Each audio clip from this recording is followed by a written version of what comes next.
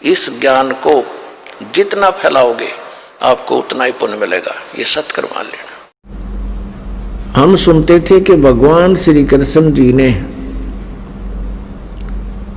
सुदामा जी के 2 मुट्ठी बुने हुए चावल खाकर एक सुंदर महल बना दिया और उसको धन दे दिया, उसका गुजारा उस जीवन का खूब हो गया। पुण्यात्माओं, ये देखने की बात है कि जैसे सुदामा जी ब्राह्मण थे और अति दारिद्र थे, निर्धन थे कतई, और भगवान श्री कृष्ण जी और सुदामा जी एक ही पाठशाला में पढ़ा करते। बड़े होकर के श्री कृष्ण जी तो द्वारका में राजा बन गए, सुदामा जी अपना गरीबी हालत में ही अपना गुजारा कर रहे थे। ऐसी स्थिति होने लगी कि कई बार तो बच्चे भूखे सो जाते थे। सुदामा की पत्नी बहुत बार कहती थी कि आप अपने बताते हो कि मेरे मित्र हैं भगवान श्री कृष्ण और वो द्वारका के राजा हैं, आप उनसे कुछ धन मांग लो। सुदामा जी कहा करते थे ब्राह्मण का काम मांगना नहीं है।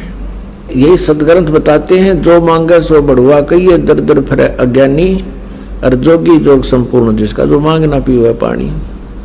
नट पेरना कंजर सासी मांगते हैं बठियारे, और जिनकी लो लागे सतगुरु में वो तो मोती देवे उदारे।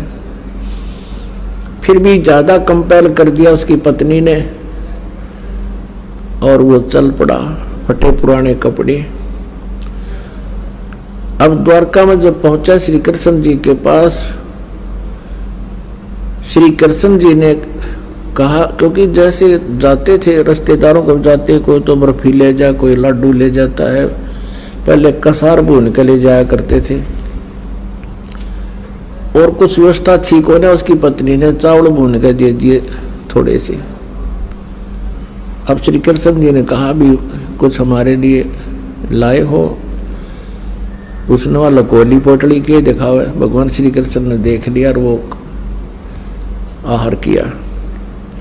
श्री कृष्ण जी ने पूछा कि आपकी क्या व्यवस्था है, आप परिवार ठीक है, कुशल है? तो सुदामा जी कहने लगे, भगवान आपकी कृपा से कोई कमी नहीं किसी वस्तु की।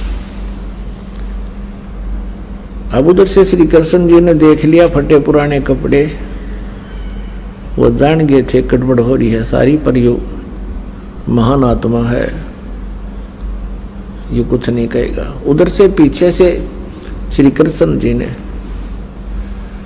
अपना इंजीनियर बुला लिया विश्वकर्मा, और सुदामा जी का महल बनवा दिया। वहां पर 5-7 दिन सुदामा जी को वहीं रखा, अपने मित्र के आप पैर धोए, स्वच्छ का अच्छे कपड़े पहना दिए, और साथ में 8वें दिन वो चलने लगे। जब सुदामा जी कहने लगे, अच्छा मित्र अब मैं चलता हूँ, और अच्छा जाओ।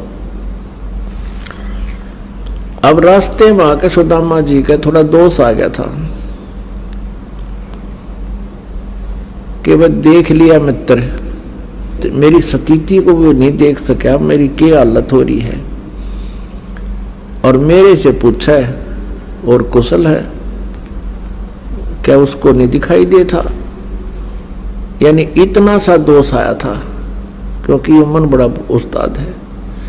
इतने में क्या हुआ कि वो नए कपड़े पहन रहा था, रास्ते में लुटेरों ने सोचा कोई सेठ है, उसके वो कपड़े भी तार लिए, कति एक लंगोटी में छोड़ दिया। इस चल पड़ा वहां था लंगोटी में, और फिर कोसरा श्री कृष्ण जी ने देखा मित्र, और मेरे तो पूछा नहीं और कुशल है, मेरी कुशल तो वह सामने दिखाई थी उसने।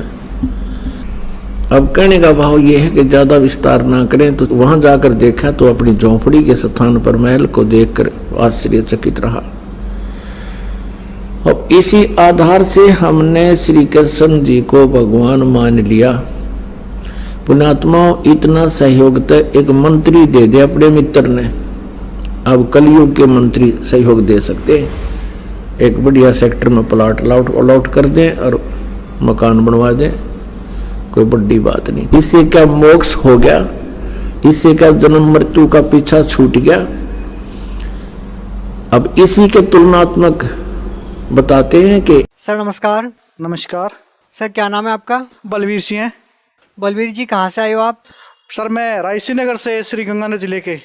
सर संत रामपाल जी महाराज जी से जुड़ने से पहले क्या भक्ति साधना करते थे आप? सर जो मेरे यहाँ परिवार में जैसे आम जो भक्तियाँ होती है, हनुमान जी की, शिव जी की, श्री कृष्ण जी की, माता जी की, ये सबसे पहले चलती थी भक्तियाँ। सर ये जो पूजाएं आप करते थे, क्या उनको करने से कोई विशेष लाभ भी मिलता था? बिल्कुल इनसे कोई लाभ नहीं मिलता था। जो भी करता था वो सही नहीं होता था। कोई भी काम करता था तो मेरा सही नहीं होता था। तो संत रामपाल जी महाराज जी के बारे में कैसे पता चला आपको? सर मैं एक बार टीवी देख रहा था। मैं हमेशा ही आध्यात्मिक चैनल ज़्यादा देखता था। एक बार जैसे टीवी पर चैनल बदलते बदलते संत रामपाल जी महाराज जी का चैनल है ये आ गया, और देखा तो इनके अंदर ये कुछ शास्त्रों के साथ पढ़ के कुछ बता रहे थे, तो मेरे का कुछ ये बहुत अच्छा लगा। उसके बाद में मैंने इनका पूरा ज्ञान सुना और फिर मैंने पुस्तक मंगाई। पुस्तक के माध्यम से फिर मेरे को पूरा ज्ञान हुआ। फिर मैंने बरवाड़ा जाकर संत रामपाल जी महाराज का नाम दीक्षा ली। उसके बाद में मेरे को काफ़ी सारे लाभ हुए। सर आप संत रामपाल जी महाराज जी से जुड़े, उसके बाद आपको क्या क्या लाभ मिले?